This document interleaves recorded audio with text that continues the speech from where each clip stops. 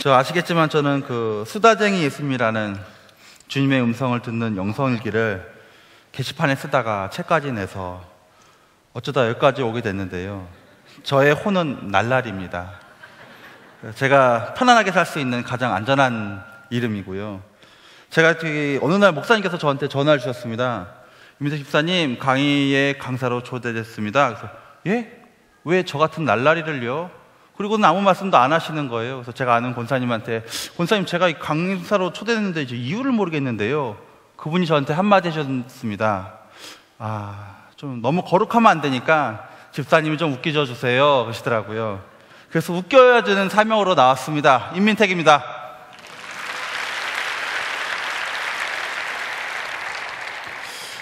저는 하나님을 안다는 거, 마음을 안다는 거에 대해서 굉장히 좀 예민하고 민감한 표현입니다. 그래서 어렸을 때부터 하나님이 좋아하실까? 안 좋아하실까? 이러면 죄일까? 아닐까? 이런 걸 늘 어떤 주변 상황을 통해서, 말씀을 통해서, 큐티를 통해서 들어야지 하고 이렇게 민감하게 살아온 사람인데요. 하나님의 마음을 알고 듣는 것, 그것이 얼마나 중요한지, 제목은 당신은 행복하십니까? 인데 왜 제가 저 제목으로 이런 얘기를 시작하게 됐는지 이렇게 이런 겁니까, 목사님? 네, 하나 했습니다. 예. 요 세 번째 강사가 되게 졸릴 때예요. 그래서 제가 세 번째 온 것 같습니다. 어쨌든 간에 온몸으로 다 웃겨드리겠습니다. 예. 그 어떤 여자분이 이제 그 소통에 대한 얘기입니다. 어떤 여자분이 이제 100일 기념으로 잔뜩 기대를 하고 있는데 전화가 왔습니다. 누구씨, 어느 호텔로 나오세요? 되게 비싼 호텔이었습니다. 전망대가 있었고 웬만한 돈 아니면 못 가는 곳이었습니다. 갔더니 남자가 뒤늦게 들어오면서 100일 기념이라면서 이따만한 장미 백송이 하고 자기가 직접 주문해서 수작업을 했다라는 이따만한 케이크를 주면서 짜잔 100일이에요 했는데 여자의 얼굴엔 근심이 있었습니다. 왜냐하면 이 여자분은 이렇게 거대한 그런 거 원한 게 아니라 작은 다이아몬드 하나 원했던 거였거든요. 이 남자가 주책 없이 자기 나름대로 그 여자를 사랑한다는 마음으로 엄청난 걸 준비했지만 그 작은 다이아몬드 하나 원했던 그 여자분한테는 굉장히 실망스러운 거였죠. 이렇게 서로를 안다는 것, 누군가의 마음을 안다는 것은 굉장히 중요한 일이라고 저는 생각합니다. 그래서 지금부터는 그 마음을 안다는 거, 한국말로는 소통이죠. 소통에 대한 얘기를 하겠습니다. 소통. 이게 이런 겁니다. 소통이라는 얘기를 하고 싶었지만 소통이라고 해보면 이거에 대해서 엄청나는 결과가 나오듯이 소통이라는 것은 굉장히 중요한 역할을 합니다. 그럼 소통이라는 거는 왜 해야 될까요? 왜? 저는 그럼 그 소통이라는 것은 도대체 무엇일까라고 생각했을 때 소통은 암이 아닙니다. 유방암 이런 췌장암이 아니라 암입니다. 뭔가를 아는 것. 이 소통은 무엇인가를 아는 것. 특히 상대방이 무엇을 원하는지 그 마음을 헤아리는 것이라고 저는 생각합니다. 그러면 우리는 누구의 마음을 헤아려야 될까요? 당연히 주님이시죠. 우리는 기독교인이니까 주님이 우리의 왕이시고 주인이시니까 당연히 주님의 마음을 알아야겠죠. 그러면은 마음을 아는데 왜 안 넘어갔을까요? 마음은 무엇일까라는 거죠. 주님의 마음은 무엇일까? 바로 사랑이라는 겁니다. 왜냐하면 기독교는 사랑의 종교라고들 많이 얘기하잖아요. 여러분들은 왜 기독교가 사랑의 종교인지 아십니까? 제가 그것을 깨닫게 된 어떤 한 사건에 대해서 여러분들에게 읽어드리겠습니다. 다 못 외웠어요. 봤습니다. 알았습니다. 감이 왔습니다. 제가 어느 날 선곡을 준비했습니다. 그런데 하나님께서 주신 마음은 성경 66권을 선곡으로 만들어라 라는 말씀이었습니다. 성경 66권을 선곡으로 만드는 것도 굉장히 당황한 얘기죠. 근데 더 당황했던 것은 그것을 이틀 만에 만들어야 했던 거였고요. 더 당황했다라는 것은 저희 단 2명밖에 없었다는 겁니다. 근데 더 당황했던 것은 이틀 후에 2명이 선국 대회에 나가야 되는 거였습니다. 저희는 머리가 하얘졌습니다. 왜 하나님은 66권이라는 것을 성경을 만들라 하시는 것까 고민하다가 기도하는 중에 꼼수를 발견했습니다. 우리가 대사를 외울 시간도 없고 아무것도 할 수 있는 시간이 없으니 한 사람이 글을 써서 변사를 하자. 한 사람은 종이를 보고 읽고 나머지는 이 사람이 읽는 대로 어떻게든 임기응변으로 행동을 한다면 우리가 좀 본선에 진출할 수 있지 않을까라는 생각을 하게 되었죠. 그래서 그렇다면 성경 66권을 한번 어떻게 대본을 써야 하는가, 저를 쳐다보면서 저보고 쓰라고 하더군요. 그래서 이틀 만에 써야 되는데 그때 문득 이렇게 한번 해볼까? 라고 해서 성경을 쫙 폈습니다. 창세기부터 막 읽었습니다. 막 읽었습니다. 저는 말을 더 빨리 해야 됩니다. 6분이나 지났습니다. 막 읽었는데 이런 내용이 계속 반복되는 거예요. 하나님이 사랑하사 인간들에게 뭐를 주셨고, 그럼 바로 다음에 나옵니다. 인간은 그거를 받고 타락해서 남들을 섬기고 죄를 짓고, 그럼 하나님께서 너무 사랑하셔서 벌을 내리시고 나니 회개하고 돌아오고, 그랬더니 하나님이 복을 내리시고 복을 내렸더니 또 인간은 죄를 짓고, 이게 계속 반복되는 거예요. 야, 이거 끝도 없다. 그러던 어느 날 하나님이 안 되겠다. 나의 사랑하는 예수를 보내겠다. 예수님을 보내셨죠. 그랬더니 십자가에 못 박혀 돌아가게 하셨고, 이게 인간이 진짜 한도 끝도 없는 겁니다. 계속 이게 반복되는 게 몇천 년째인지 모르는데 하나님께서는 아직도 사랑하고 계시다는 거예요. 아직도 용서해 주고 계시다는 거예요. 이러니 성경 66권을 요약한다면 사랑이 아니고 무엇일 수 있겠을까? 라고 하는 주제로 저희는 무사히 마쳤지만 입상은 못했습니다. 그런데 저에게는 한 가지 고민이 생겼습니다. 사랑 도대체, 그 사랑, 예수님까지 내준 사랑, 뭐 어쩌시려고 그 사랑을 하시는 거지? 뭐 때문일까? 그냥 궁금증이 생겼어요. 그래서 제가 낸 결론입니다. 결론은 안 나오지만 결론이 이게 어디까지 결론이 갔을까요? 여보세요, 누구 좀 도와주세요. 예, 행복입니다. 왜 행복이라는 것을 생각하게 됐을까?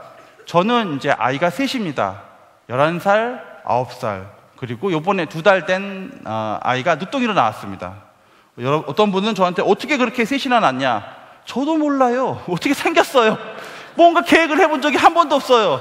근데 어쨌든 간에 그 아이를 보면서 느끼는 게, 제가 왜 돈도 벌어오고 옷도 사주고 가끔 때리기도 하고 뭐 벌도 주기도 하고 왜 그럴까? 단 한 가지라는 생각이 들었습니다. 제가 그 수많은 희생을 해서 아이들을 사랑하는 이유는 아이들이 행복하기를 원한다는 그 마음, 그 하나뿐이었다는 것을 알게 됐습니다. 그렇다면 이 본질, 하나님의 사랑은 우리들이 너무나도 행복하기를 원하셔서 우리의 가난도, 우리의 고통도, 우리의 사랑도, 돈도, 명예도 다 그래서 주시는 것이라면 이 본질 안에서 우리는 모든 것을 이해해야만 한다라는 생각을 해보게 됐죠. 저에 대한 얘기를 잠깐 하겠습니다. 어렸을 때 저한테 많은 분들이 오셔서 너의 꿈은 뭐니? 그랬을 때 제가 했던 얘기입니다. 착한 사람이요. 저는 그게 착한 사람이라는 게 어렸을 때부터 제 꿈이었어요. 평범한 교회 오빠였습니다. 기타를 좀 치고, 그 다음에 봉사도 하며, 청년부 회장도 하고, 나중에는 돈을 많이 벌어서 큰 기업가가 돼서 여러 곳에 선교를 하고 돈을 갖고 잘 쓰는 교회 장로님이 돼야지. 이게 저의 그 꿈이었습니다. 모든 교회 오빠들은 이런 꿈을 꿉니다. 모르시는군요.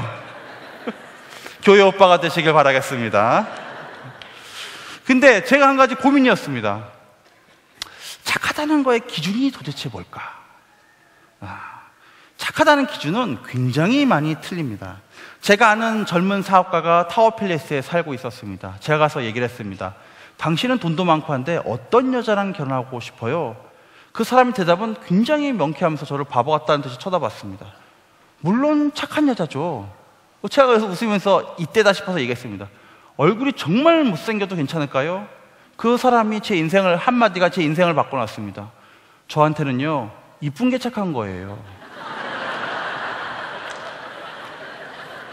그때 고민이 많아졌어요. 아, 사람마다 착하다는 기준이 이렇게 틀리구나. 누군가에겐 이쁜 게 착한 거구나. 그럼 하나님한테는 뭐가 착한 게일까요? 그런 고민을 이제 그때부터 시작하게 됐지요. 여기에 지금 결혼하신 분들 계십니까? 배우자께서 착하다는 기준이 바로 여러분들이셨기 때문에 여러분들이 구제를 받으신 겁니다. 어쨌든 이 착하다는 기준은 시간에 따라서, 성격에 따라서, 환경에 따라서 계속 바뀝니다. 애가 어렸을 때의 착하다의 기준은 저한테 뭐 설거지를 해주는 게 아니라 한 번만 웃어주는 거, 출근할 때 한 번만 웃어주는 게 저한테는 착한 기준이에요. 그래도 근데 얘가 컸는데 고3짜리 애가 저한테 와서 커가지고 결혼도 하고 애까지 낳았는데 용돈은 안 주고 저보고 자꾸 웃어줘요. 이건 착한 게 아니죠. 착한 거의 기준은 계속 바뀐다는 겁니다. 환경이나 이런 거에 따라서. 지금 와이프가 예전에 저한테는 제가 이렇게 미소만 져주고 전화 한 통만 해줘도 착한 교회 오빠라고 생각을 했거든요. 지금은 바뀌었습니다. 일단은 제가 아내한테 착해 주려면요, 아침을 안 먹고 나가줘야 됩니다. 얼마나 저에게 감사하는지 몰라요. 심지어는 제가요, 옷을 갈아입고 이렇게 일어나서 몰래 나가기 시작하면 그때 일어나서 밥을 챙기는 모습을 보지만 저는 아내한테 착한 남자가 되기 위해서 모른 척하고 나간답니다. 그리고 돈도 벌어와야 되고요. 이제는 밤에 애가 울면 제가 일어나서 분유를 먹여야 돼요. 제 아내를 깨워보지만요, 못 들은 척하는 건지 못 듣는 건지 안 일어납니다. 저희 아버지한테 얘기했더니 네 엄마가 그랬다 이러시더라고요. 그게 어떻게 며느리가 유전이 되는지는 모르겠지만 그렇습니다. 이게 착하다의 기준은 그렇게 매번 바뀝니다. 어느 날 저희 아내가 제 생일이었습니다. 어느 날 제 생일이 왔었습니다. 생일날 저한테 아침에 출근하는데 아이가 엄마 귓속에다 대고 이렇게 얘기합니다. 엄마, 아빠 생일이니까 우리 10,000원씩만 주세요. 아빠 깜짝 놀라게 선물 사줄게 라고 제 귀에 들리도록 얘기를 하더라고요. 그리고서 집에 전철 타고 이제 회사를 출근하는데 문자가 날라옵니다. 여보, 애들이 당신 선물 위해서 10,000원씩 줬으니까 저녁에 오면 깜짝 놀라는 척 해줘야 돼요. 집에 오는데 또 한 번 날라왔습니다. 저는 잔뜩 기대를 하고 놀래줘야죠. 여러 가지 연습 표정을 막 짓고 들어갔죠. 아니나 다를까 애들이 아빠 왔다고 막 뛰쳐나오고 씻지도 못하게 하고 무조건 앉힌 다음에 선물을 주겠다는 겁니다. 저는 그 선물을 보고 엄청 화가 났습니다. 어떤 분이 저보고 못된 아빠라고 하더라고요. 왜 화를 났느냐? 선물이 뭐였냐면요, 제 첫째 딸, 4학년인 첫째 딸이 준 성숙한 선물입니다. 그 핸드폰을 사면 기본으로 준다는 이어폰을 7,000원이나 주고 샀대요. 파란색 이어폰이었는데요, 한쪽은 선이 길고 한쪽은 짧아요. 근데 여기가 짧아가지고 핸드폰을 이용하려면 이렇게만 사용을 밖에 못해요. 근데 말하는 기능도 없는데요, 사실 제가 얼마 전에 핸드폰을 잃어버린 줄 알고 이 이어폰을 잃어버린 줄 알고 아내 몰래 가서 사고 왔더니 하나 있어서 2개나 가지고 있었거든요. 근데 걔가 짜잔 하면서 그 선물을 주니까 슬슬 짜증이 올라오기 시작하더라고요. 그래도 기쁜 척 했습니다. 근데 더 저를 화나게 했던 거는 포장값이 3,000원 들었대요. 뒷목을 잡고 싶었습니다. 뒷목을 정말 잡고 싶었습니다. 근데 더 화났던 것은 제 아들 녀석의 선물이었습니다. 아들 녀석이 무슨 선물을 준비했냐면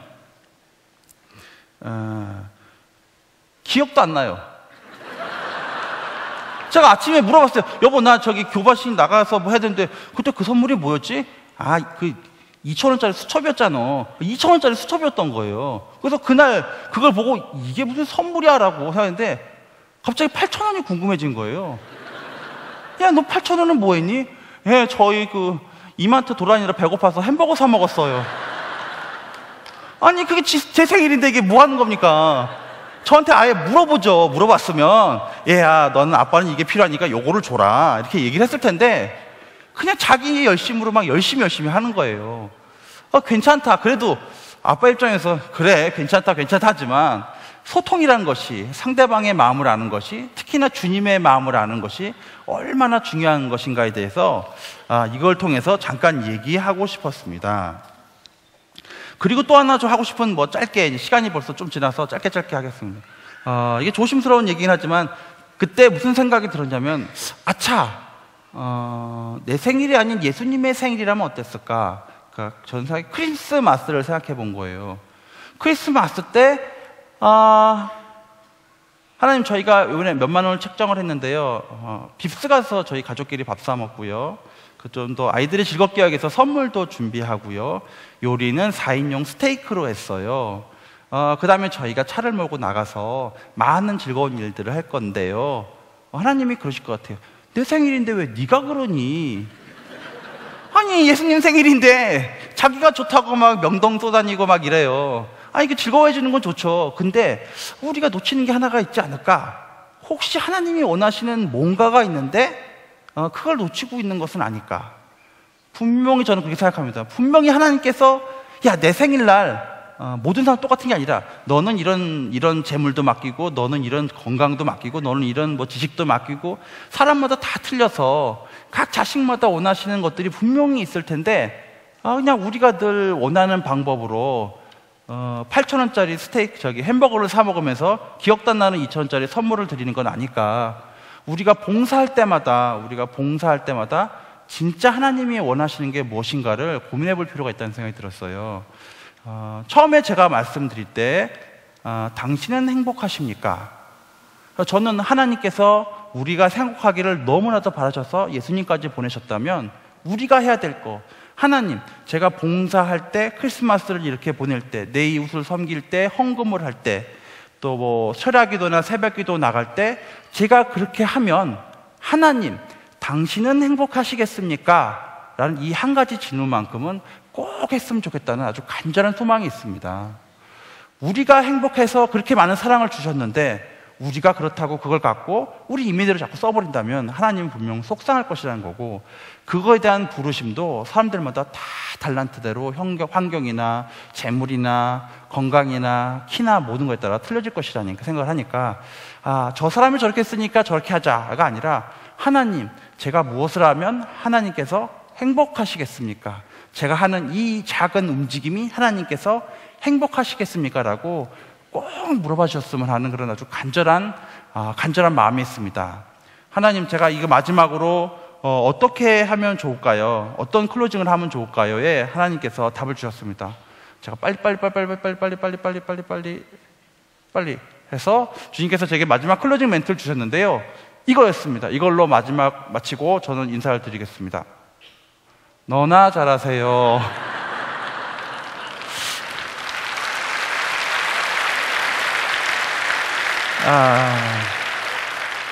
그래서 날라리 같은 저한테 이런 말씀을 하게 하셨나 봅니다. 저나 잘하겠습니다. 감사합니다.